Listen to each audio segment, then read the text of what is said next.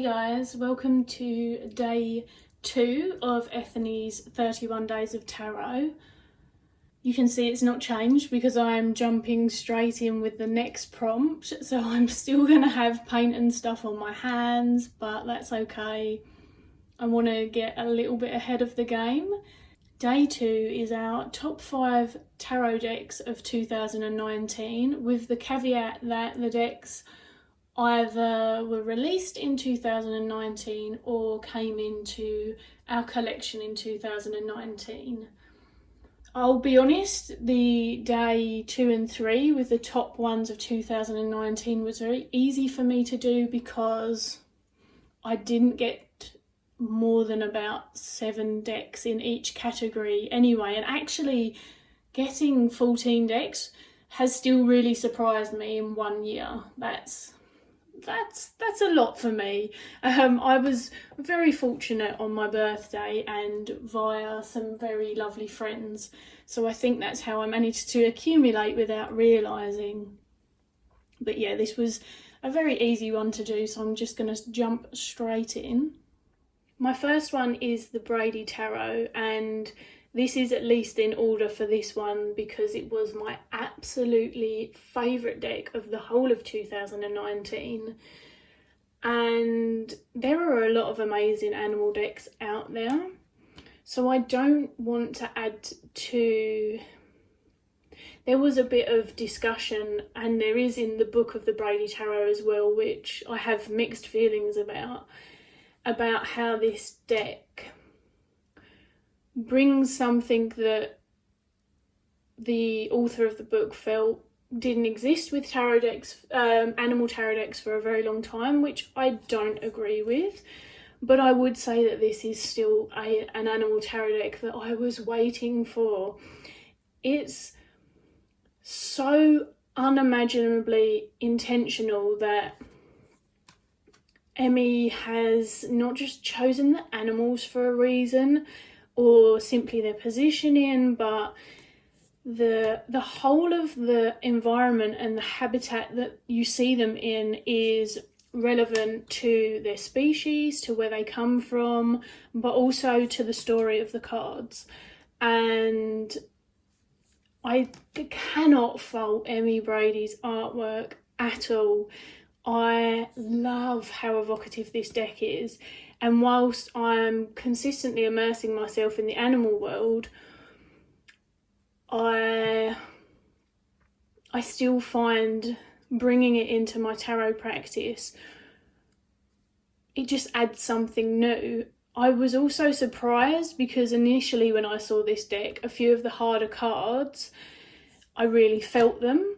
And that wasn't what surprised me. It's the polar bear card, and it probably won't come up now, but I love everything about animal nature, and with that you have to appreciate that animals kill each other and they eat each other, and that's the cycle of life and all of those things. But with the polar bear, it's really the acknowledgement of what the human race has done to the climate and seeing that, but it works so well, and I don't want to shy away from that. And I think I just needed to sit with that image for a while, and I really did sit with it for a while. I mean, I stared at that image on and off online for possibly 6 months to a year.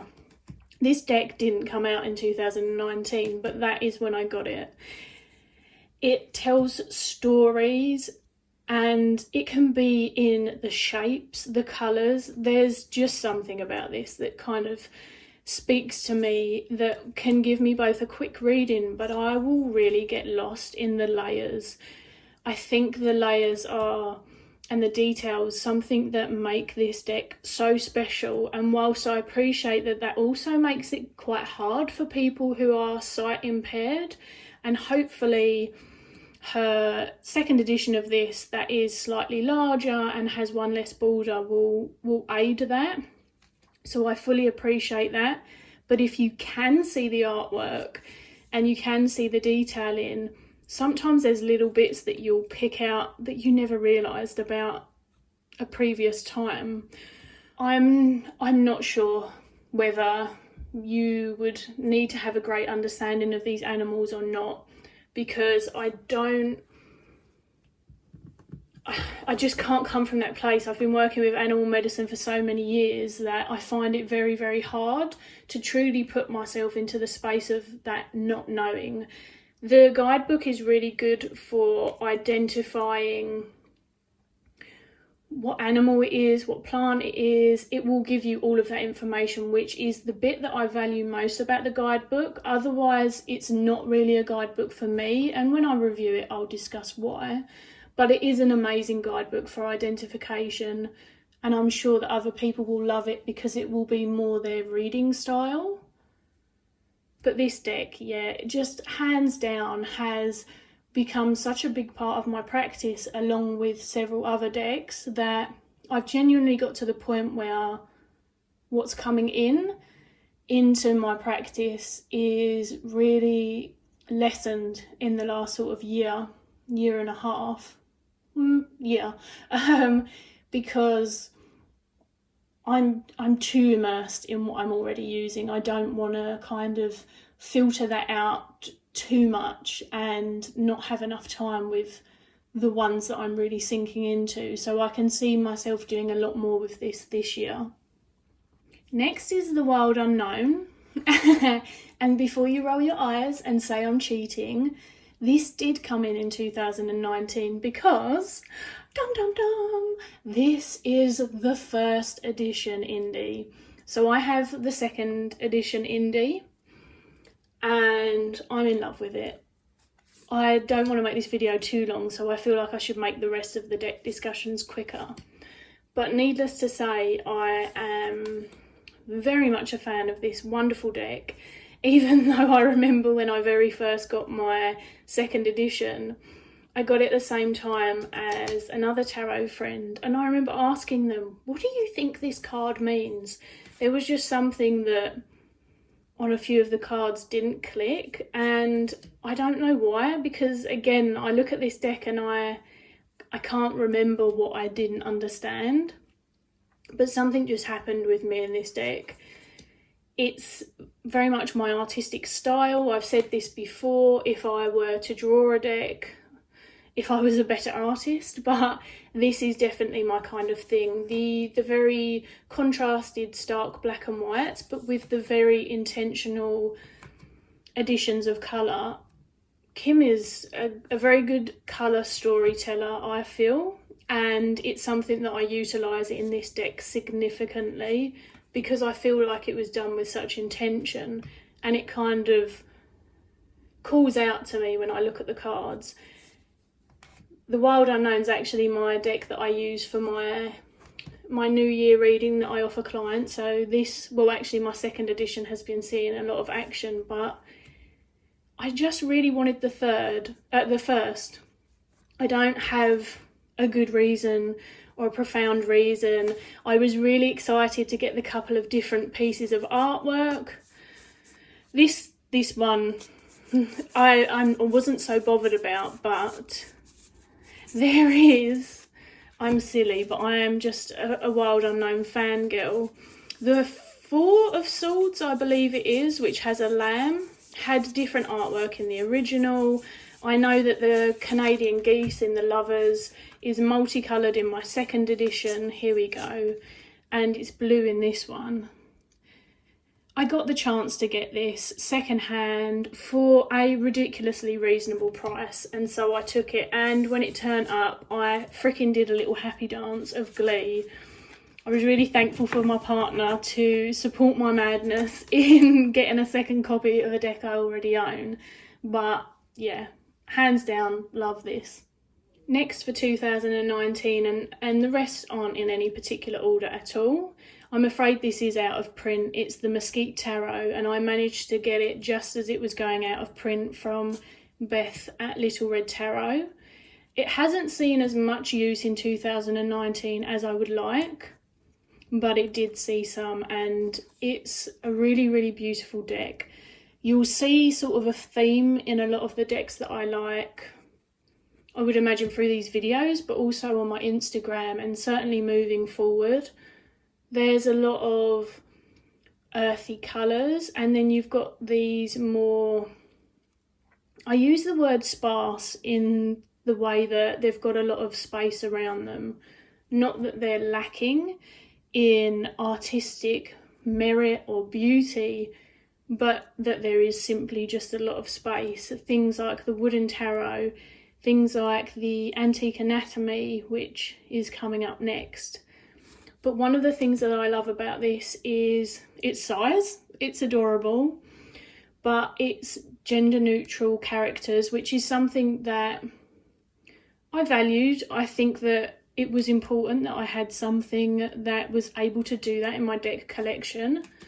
The book is kind of a sweet, short, yet punchy and poetic exploration of the cards that honestly is underrated, because I haven't heard people talk about it very much at all.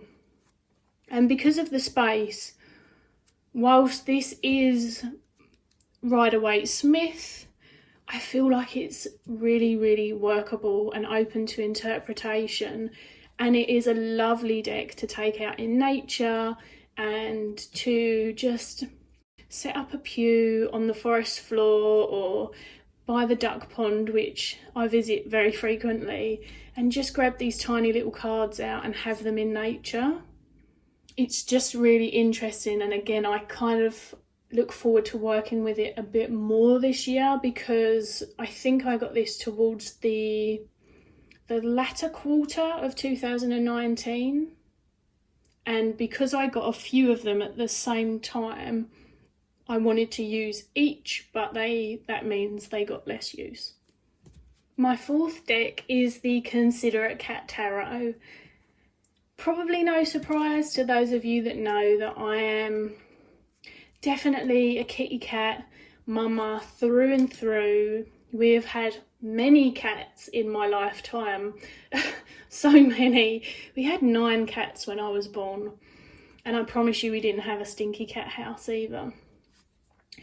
What's special to me about this deck is that I remember finding Madeline either just before or just at the conception of this deck. The first idea of, do you know what, I'm going to create a cat deck.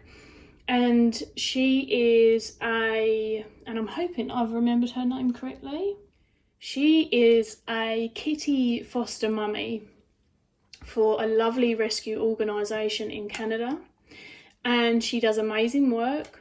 A lot of the cats featured in this deck were cats from those of which she's fostered, or they were happy adoption stories, kitties from Instagram, and you have every array of kitty you can think of.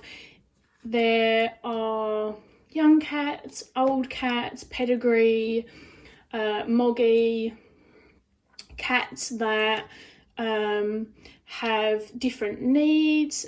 There's, I think you saw at the King of Cups, that kitty, I believe he had to have an operation to remove something tumorous from his ears, so he's got no ears. But all of these beautiful cats are represented in here, and it gives this deck